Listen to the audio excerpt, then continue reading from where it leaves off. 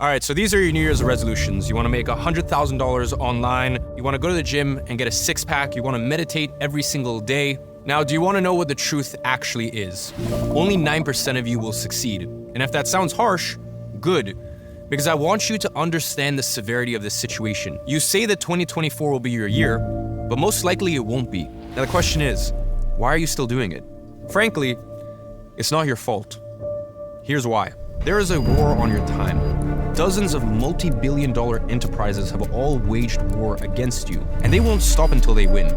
They won't stop until every last second of your time is spent on their platforms. My friend, there are no accidents on their apps. Nothing is random. Everything is planned, and those billions are all spent to get one thing and one thing only: your attention. You have a limited amount of attention and focus to give. You can't focus on everything. It's impossible. In fact, a recent research that has been published on Science magazine shows that we spend 46.9% of our days with our minds strayed away from the very tasks that we should be doing. That is almost half of your day gone. To what? Simply not being able to focus. I mean, really think about it. How many times have you gone to just check your phone for a second, and the next thing you know, you've spent hours scrolling on Instagram or TikTok, and you don't even mean to do it? That is how they control you.